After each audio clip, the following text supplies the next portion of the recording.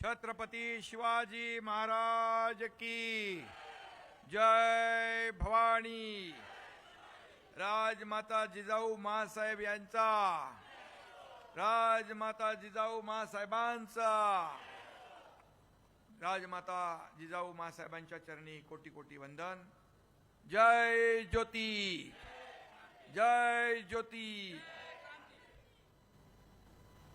सगळ्यात अगोदर तुम्हाला मी तुमची दिलगिरी व्यक्त करतो। माझ्या लाडक्या बहिणी पार नजर पोचत नाही तिथपर्यंत बसलेल्या आहेत आणि यायला मला उशीर झाला, त्याबद्दल आपली दिलगिरी व्यक्त करतो, आपली माफी मागतो। आणि मागं पण आपले लाडके भाऊ आहेत, इकडे लाडके भाऊ आहेत, या साईडला आहेत, लाडक्या बहिणी आणि लाडक्या भावांचं मनापासून मी स्वागत करतो, मनापासून आपल्याला धन्यवाद देतो। खरं म्हणजे राजमाता जिजाऊंचा हा वाडा आणि त्याच्या पायाशी आपण ही सभा घेतलेली आहे। आपण सगळे भाग्यवान आहोत।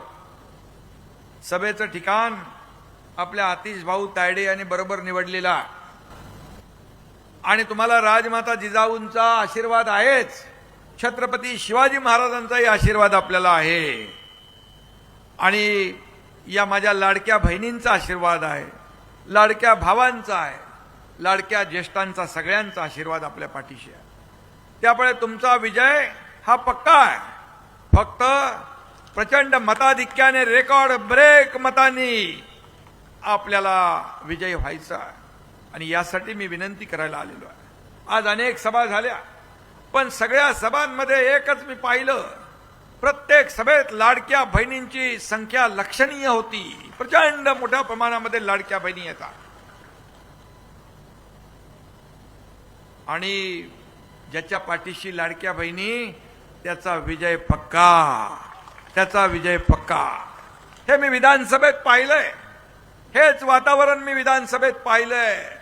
विधानसभेच्या अगोदर मुख्यमंत्री असताना हा एकनाथ शिंदे 2.5 वर्ष पायाला भिंगरी लावून फिरला आणि विधानसभेच्या वेळेस संपूर्ण महाराष्ट्रामध्ये लाडक्या बहिणींचा बोलबाला मी पाहिला आणि मी अनेक विकास कामं केली, अनेक विकासांना पुढे नेण्याचं काम केलं, चालना दिली आणि अनेक लोकाभिमुख कल्याणकारी योजना केल्या। या सगळ्या योजनांमध्ये मला सगळ्यात भावलेली आणि सगळ्यात आवडती योजना कुठली असेल तर ती मुख्यमंत्री माझी लाडकी बहीण योजना। अनेक अडथळे आले, काही लोक कोर्टात गेले, काही लोक म्हणाले निवडणुकीचं फुकटचं आश्वासन आहे, चुनावी जुमला आहे, पण मी मुख्यमंत्री म्हणून पदावर होतो। तुमचा हा भाऊ एकनाथ शिंदे दिलेला शब्द पाळणारा हा एकनाथ शिंदे आहे आणि म्हणून मी ठरवलं होतं, जेव्हा मी मुख्यमंत्री झालो त्यावेळेस माझी परिस्थिती गरिबीची होती, मी देखील गरिबी पाहिली आहे। एका शेतकऱ्याचा मुलगा हा एकनाथ शिंदे मुख्यमंत्री झाला आणि गरिबीची जाण असलेला हा मुख्यमंत्री शोधू लागला लोकांचे प्रश्न, माझ्या लाडक्या बहिणींच्या अडचणी, माझ्या लाडक्या बहिणींच्या समस्या, शेतकऱ्यांच्या अडचणी, शेतकऱ्यांच्या समस्या, लाडक्या भाऊंचे प्रश्न, ज्येष्ठांचे प्रश्न। माझ्या आईची, माझ्या पत्नीची तगमग मी पाहिली होती, तिची काटकसर मी पाहिली होती कुटुंब चालवताना आणि जेव्हा मुख्यमंत्री झालो तेव्हा मी ठरवलं माझ्या माता भगिनींसाठी मी काही ना काही करणार आणि तिथूनच लाडकी बहीण योजना जन्माला आली आणि ती सुरूही झाली। दर महिन्याला माझ्या लाडक्या बहिणींना ओवाळणी देण्याचा निर्णय झाला। मिळते ना ओवाळणी आपल्याला, सगळ्यांना आपली योजना मिळते ना। आणि म्हणून मी आपल्याला सांगतो, कुणीही माईकाला आला तरी लाडकी बहीण योजना कधीही बंद होणार नाही। हा तुमच्या या भावाचा एकनाथ शिंदेचा शब्द आहे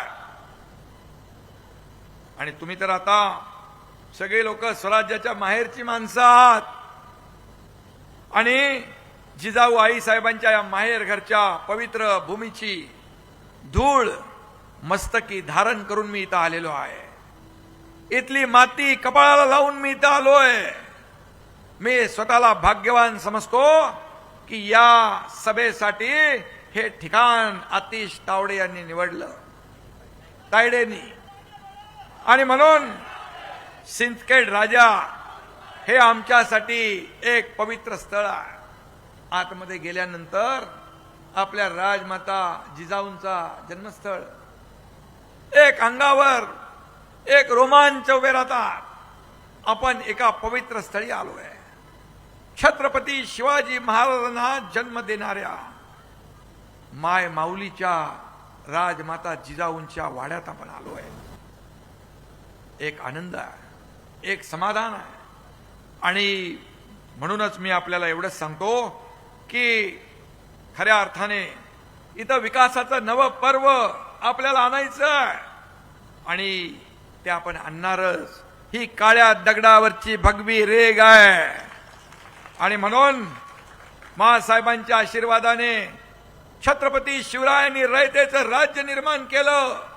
रयतेच्या भाजीच्या देठालाही हात लागता कामा नये याची काळजी छत्रपती शिवाजी महाराजांनी घेतली.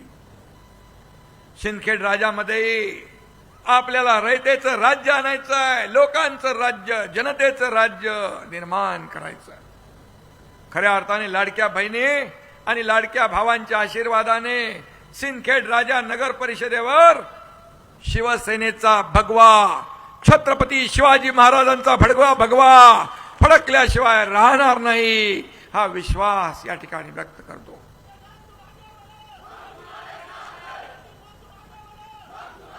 सिंदखेड राजाचे नगराध्यक्ष आतिश भाऊ तायडे होणार म्हणजे होणार. त्यांच्या अगोदर पण तायडेच होते, बंधू होते. आणि त्यांच्या सोबत 20, आता तुम्ही दोघंही याने असे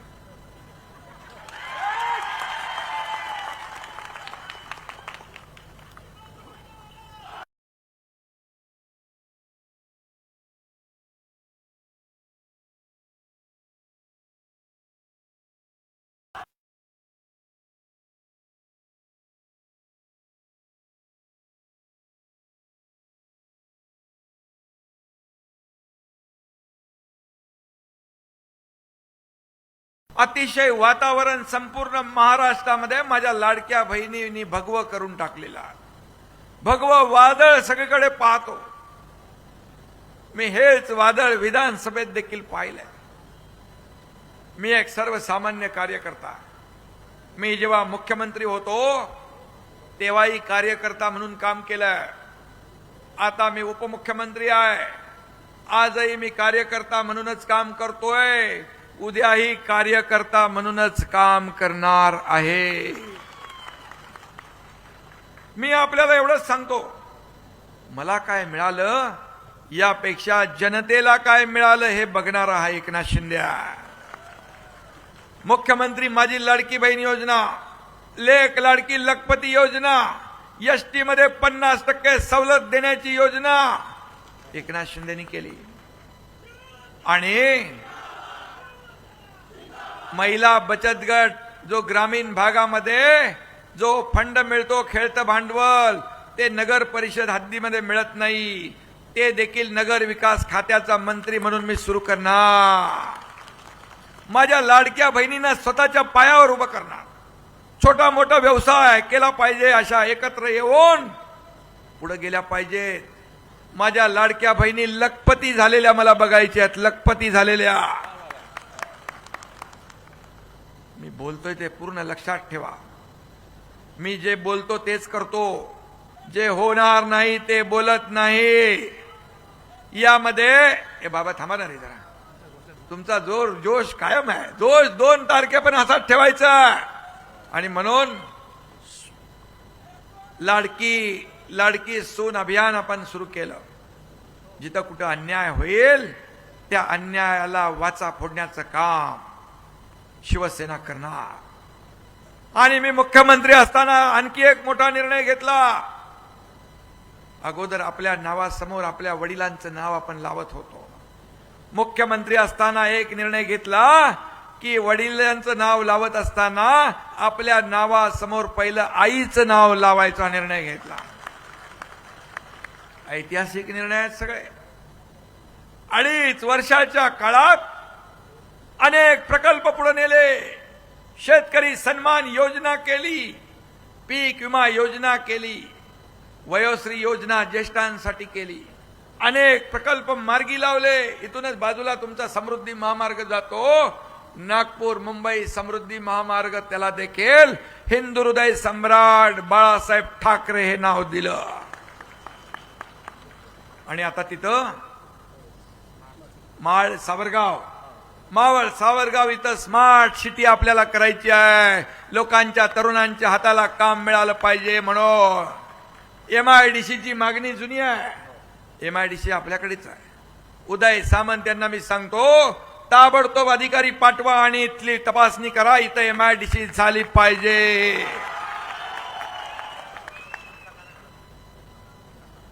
विकास आराखडा तोही मंजूर झाला पाहिजे. त्यासाठी देखील आता थांबायचं नाही, आता निर्णय घ्यायचा आहे. आणि तो हा एकनाथ शिंदे त्याचा पाठपुरावा करेल. तोही निर्णय आपण घेऊ, कारण सिंदखेड राजा आहे. हे महासाहेबांचं, जिजाऊ महासाहेबांचं स्थान आहे. याचा आपल्याला सर्वांना अभिमान आहे. आणि म्हणून अनेक योजना केल्या. मुलींचं शिक्षण, उच्च शिक्षण, डॉक्टर, इंजिनियर, वकील, आर्किटेक्ट जे काय करायचं असेल ते मोफत आपण केलं. मुलींचं शिक्षण, उच्च शिक्षण, डॉक्टर, इंजिनियर, वकील, आर्किटेक्ट जे काय करायचं असेल ते मोफत आपण केलं. का? कशासाठी? एक दुःखद घटना घडली, एक दुर्दैवी घटना घडली. एका मुलीने आत्महत्या केली. ते इंजिनिअरिंगचं शिक्षण घेत होती. 50% सरकार फी भरत होतं, 50% पालकांनी भरायची होती. मुलीला वाटलं वडील माझे फी भरू शकणार नाहीत, वडील आत्महत्या करू शकतात, अशी तिला शंका आली आणि तिनेच आत्महत्या केली. 12:30 रात्री वाजता, 1 वाजता मी टीव्हीवर बातमी पाहिली. हा तुमचा एकनाथ शिंदे मुख्यमंत्री होता. एक संवेदनशील मुख्यमंत्री म्हणून मी ती बातमी वाचल्यानंतर माझ्या मनाला यातना आणि वेदना झाल्या. सर्वसामान्यांचं सरकार आपण म्हणतो, मग आपल्या राज्यात शिक्षणासाठी मुलगी आत्महत्या करत असेल, हे सर्वसामान्यांचं सरकार, हे गोरगरिबांचं सरकार.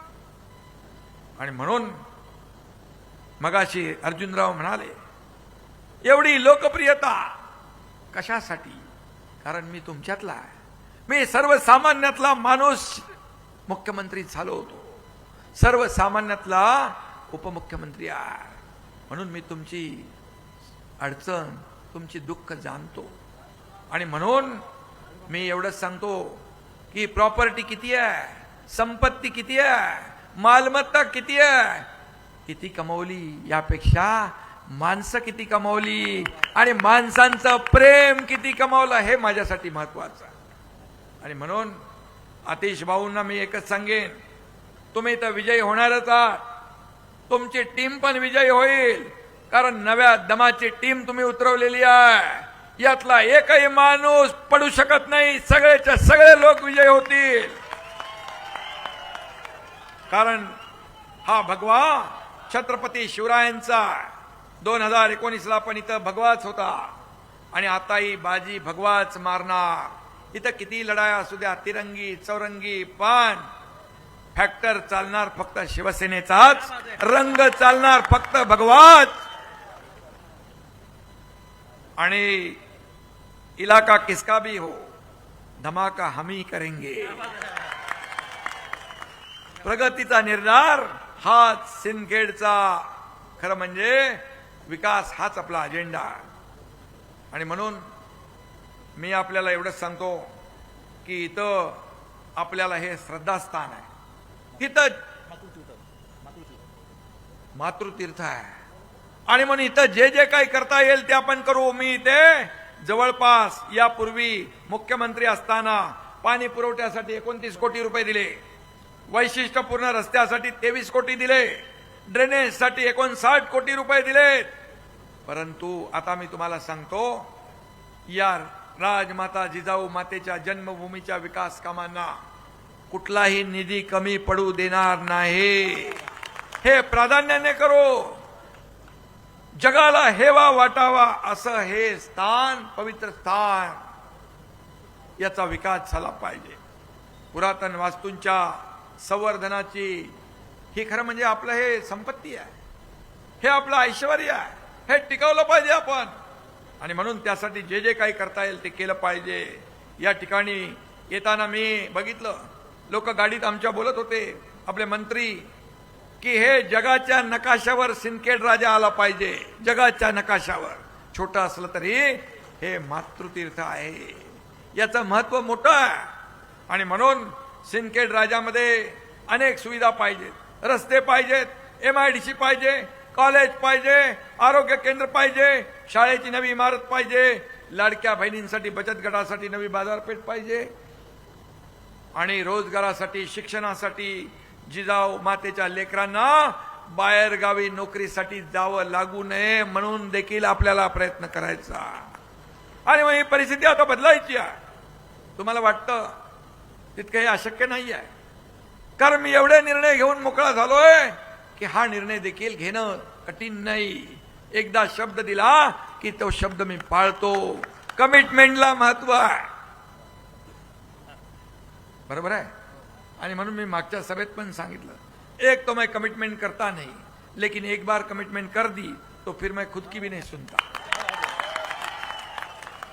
आणि म्हणून एकनाथ शिंदे फक्त घोषणा करत नाही, नुसती वचनं देत नाही, जे होणार आहे तेच बोलतो आणि त्याच्या मागे लागतो. पूर्णपणे पूर्ण होईपर्यंत त्याचा पिच्छा सोडत नाही. आणि म्हणूनच आज सिंदखेड राजाचा काया पालट करणं ही आपली जबाबदारी आहे.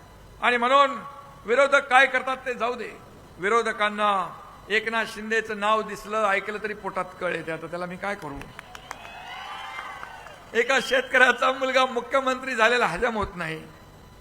त्यानं बाळासाहेब ठाकरे आपला दवाखाना आहे का इकडे? नाही, चालू करू ना आपण, चालू करू. पण काय त्यांची पोटदुखी जात नाही, त्यांची जळजळ मळजळ मळमळ काय कमी होत नाही. म्हणून त्याने एकदा तर तुम्ही जमाल घोटा देऊन टाका. जमाल घोटा माहित आहे ना, 2 तारखेला द्यायचा आहे, 2 तारखेला. आणि म्हणून मी आपल्याला एवढं सांगतो की या संपूर्ण सिंदखेड राजाचा विकास आपल्याला करायचा आहे. आणि म्हणून हे शिवसेनेचे जे शिलेदार आहेत, हे काम करणारे आहेत,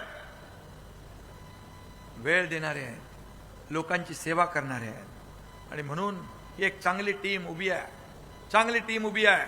आणि म्हणून या ठिकाणी रस्ते, दिवाबत्ती, भुयारी गटार, हे सगळं मी मगाशी सांगितलेलं आहे. या ठिकाणी आपण पाणी पण कुठून तरी आणलं ना, ते खडकपूर्णामधून पाणी आणलं, ती देखील योजना आपण केली. आणि म्हणून मी आपल्याला एवढं सांगतो की आज या सिंदखेड राजाच्या विकासासाठी जे जे काही करावं लागेल ते हा एकनाथ शिंदे केल्याशिवाय राहणार नाही, हा शब्द आपल्याला देतो. आणि म्हणून स्मार्ट शहर बनवण्याची क्षमता असलेलाच आपल्याला नेतृत्व पाहिजे. आणि नगराध्यक्ष म्हणून आतिश तायडे यांना आपण नगराध्यक्ष करणार आहे. आणि त्यांच्यासोबत त्यांचे बंधू अनुभवी दोघंही या शहराचा विकास करतील आणि 20 लोक त्यांच्या साथीने सोबतीने या शहराला पुढे नेतील. मी म्हणून एवढंच सांगतो, आपल्याला गावाला या सिंदखेड राजाचा विकास करायचा असेल, परिवर्तन घडवायचं असेल, आणखी सुविधा आपल्याला पाहिजे असतील, तर आज आपण निर्धार करा नगर परिषदेवर भगवा फडकवण्याचा, निर्धार करा जिजाऊंची भूमी महाराष्ट्रामध्ये आदर्श करण्याचा, हिंदुत्वाची शान उंचावण्याचा आणि सिंदखेड राजाला विकास केंद्र बनवण्याचा.